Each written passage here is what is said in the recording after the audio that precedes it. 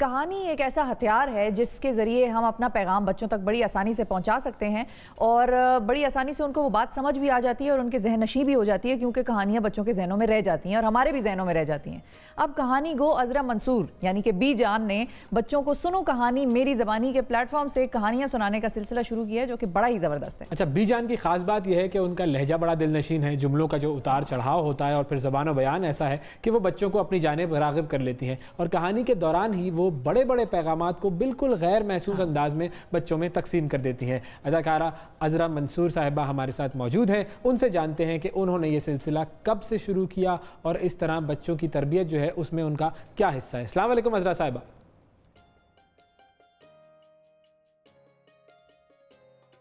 آواز ہلکی سی کچھ آواز میں تھوڑا سا مسئلہ ہے، ہمارے ساتھ عذرا صاحبہ ہیں۔ میں تو خیر بی جان کہوں گی، مجھے تو وہ ورڈ بھی بڑا مزے کا لگا ہے، جب بچوں کو کہانیاں سناتی ہے تو ان کی بی جان ہو گئی نا، بالکل صحیح بات، ہماری بھی بی جان ہو گئی۔ درست ایسا ہی ہے، لیکن ہم آج ان سے بھی کہانی ہم بھی سنیں گے، سنتے ہیں ضرور، اور کوئی ایسی کہانی سنتے ہیں جس سے کوئی انسان کو ایسا میسج آئے جو ہم اپنی زندگی میں بس پھر امپلیمنٹ کر لیں، ہم بھی سیکھیں ان سے اور آپ لوگ بھی جو سننے والے ہیں وہ بھی سیکھیں۔ بہت کچھ سیکھنے کی ضرورت ہے۔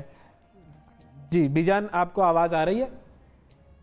جی مجھے تو آ رہی ہے، کیا میری آواز اب تک پہنچ رہی ہے؟ اب پہنچ گئی آپ کی آواز، بالکل صحیح صاف، تصویر بھی آ رہی ہے۔ جی اب بتائیے کہ یہ جو بچوں کی تربیت ہوتی ہے اس میں کتنا حصہ ہوتا ہے اور کتنی اہمیت ہوتی ہے کہانیوں کی؟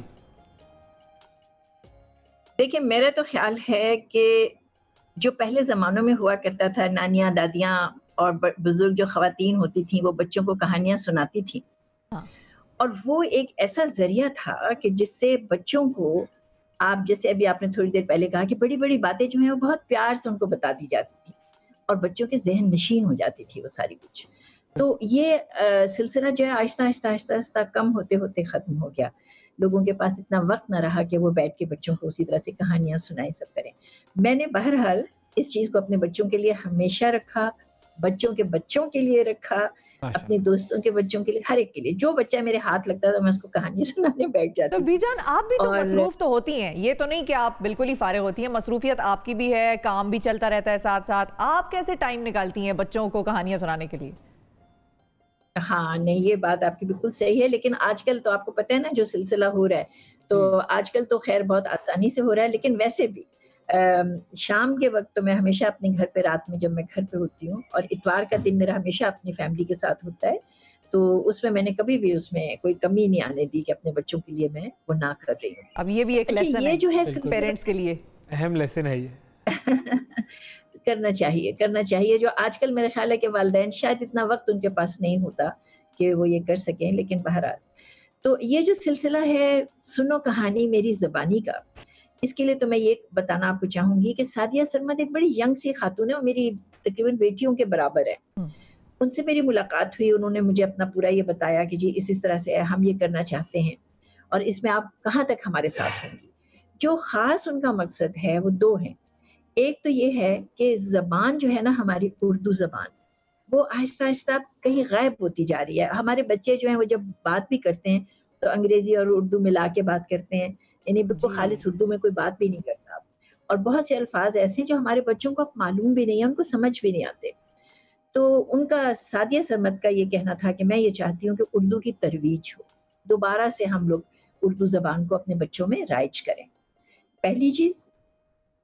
اور دوسرا جو ہے ان کا یہ خیال تھا کہ اس کو اگر ہم کہانیوں کے ذریعے کریں تو اس کے لیے بڑا ہی خوبصورت ان کا پلیٹ فارم ہے، جہاں پہ ان کی ٹیم ہے بڑی اچھی ینگسٹرز کی، اور وہ سب پڑھے لکھے بچے بچیاں ہیں، اور ان کا کام یہ ہے کہ وہ سناتے بھی ہیں اور ایکٹ بھی کرتے ہیں، تو بچوں کی دلچسپیاں جو ہیں وہ قائم رہتی ہیں، اور بہت سارے میسیجز جو اچھے وہ بچوں تو جو کانٹینٹ ہے کہانیوں کا وہ کس حوالے سے ہوتا ہے، کس طرح کا کانٹینٹ ہے؟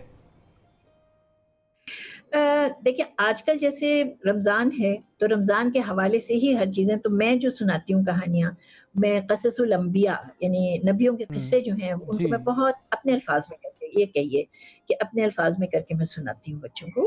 اور ویسے جو ادروائز جو کنٹینٹ ہوتا ہے ان لوگوں کا کہانیوں کا، ان میں جو ان کا مین مقصد ہے وہ یہی ہے کہ کوئی نہ کوئی ان کو میسج بچوں کو جو ہے وہ ملے، ان میں کوئی جذبہ پیدا ہو کہ ہم بھی یہ کام کریں یا ہم ایسے ہی کریں جیسے ہم نے کہانی میں سنا ہے۔ یہ ساری چیزیں ان کے پیش نظر ہوتی ہیں۔ اچھا، اب یہ کس ایج رینج کے بچوں کے لیے ہیں یہ کہانیاں؟ چھوٹے بچوں کے لیے زیادہ تر ہیں یا بڑے بچے بھی سن سکتے ہیں، دیکھ سکتے ہیں؟ فوکس کیا ہے؟ نہیں، اس میں یہ ہے جیسے اب یہ سنو کہانی میری زبانی جو میں سناتی ہوں، اس میں تو 3 سال کی عمر تک کے بچے جو ہیں وہ سن رہے ہیں. اور مجھے زیادہ خوشی یہ ہے کہ ڈنمارک، آسٹریلیا، جرمنی، سعودی عربیہ، سنگاپور، تھائی لینڈ، پتہ نہیں کہاں کہاں سے لوگ جو سن رہے ہیں، اور ہر ایک نے مجھے یہ کہا ہے کہ ہمیں بے حد خوشی ہے کہ آپ اردو میں سنا رہی ہیں، اور ہمارے بچے جو ہیں اس کو شوق سے سن بھی رہے ہیں اور بعد میں ریپیٹ بھی کرتے ہیں، اس کو ہمیں دوبارہ سناتے ہیں، وہ باتیں بتاتے ہیں. تو جو مین جو چیز ہے وہ تو یہی ہے کہ یہ جو اردو ہے، اردو زبان، اس کو واپس لایا جائے. اور اس میں ہر ایج گروپ ہے. میرا خیال ہے جہاں تک جو شوق سے سنتے ہوں گے بچے، 11-12 سال تک کی عمر کے بچے جو ہیں وہ ضرور سنتے ہوں گے. تو یہ یوٹیوب پر اویلیبل ہیں؟ مطلب اس کو سنو کہانی میری زبانی، اور فیس بک پر ہے یا یوٹیوب پر ہے؟ پلیٹ فارم کون سا ہے؟ کیسے ہم سن سکتے ہیں؟ جی دونوں جگہ پر ہے، دونوں جگہ پر ہے. آپ فیس بک پر بھی جا کے دیکھ سکتے ہیں، سنو کہانی میری زبانی کا پیج ہے اپنا، اور یوٹیوب پہ بھی جا کے آپ یہ ساری کہانیاں جو ہیں یہ آپ سن سکتے ہیں. اور صرف یہی نہیں ہے، بلکہ سعدیہ سرمد نے تو یوں کیا ہے کہ ہر ایک روز کے لیے ایک آیت انہوں نے چنی ہے، اور اس آیت کا ماخذ پورا بیان کیا ہے کہ یہ کیوں اتری، اس کا کیا مطلب ہے، یہ کس وقت کے لیے ہے. تو یہ بھی میرے خیال سے ایک طرح سے ضروری ہے، کیونکہ ہم لوگ خود، بچوں کو تو آپ کیا ہی کہیں گے، ہم لوگ خود بھی بہت زیادہ دور ہوتے جا رہے ہیں ان چیزوں سے. بہت ساری چیزیں جو ہم کو معلوم. اگر کوئی ایسی کہانی ہو جو 2 سے 3 منٹ میں اگر سنائی جا سکے تو پھر تو بڑا اچھا ہو جائے گا. بس انتظار ہے کہ اب ہمیں بھی آپ کہانی سنائیں اور ہمارے لوگوں کو بھی سنائیں کہ وہ کیا آپ لے کر آئی ہیں آج ہمارے لیے. اچھا، ضرور میں ابھی سناؤں گی اور چھوٹی کہانی سناؤں گی، لیکن اس سے پہلے جو ہے میں ایک بات ضرور کہنا چاہتی ہوں، اور وہ یہ ہے کہ یہ جو ہمارا گروپ ہے سنو کہانی میری زبانی کا، اس میں جتنے بچے، لڑکے لڑکیاں کام کر رہے ہیں، ینگسٹرز ہیں سارے. تو ہماری کوشش یہ ہے کہ ہم بہت سارے لوگوں کو اس میں شامل کر لیں، ایسے لوگوں کو جن کو اردو زبان سے محبت ہو اور جو چاہتے ہوں کہ اردو زبان جو ہے دوبارہ وہ ریوائیو ہو. تو ہمیں خوشی ہوگی اگر وہ لوگ ہمیں اس میں جوائن کریں. بالکل، یہ تو ہو گئی صحیح. کہانی پر آتے ہیں، اور اب ہم آپ کو کہانی سناتے ہیں. بہت زمانے کا ذکر ہے، ایک جگہ پر ایک بادشاہ تھا جس کا نام تھا ذوالقرنین.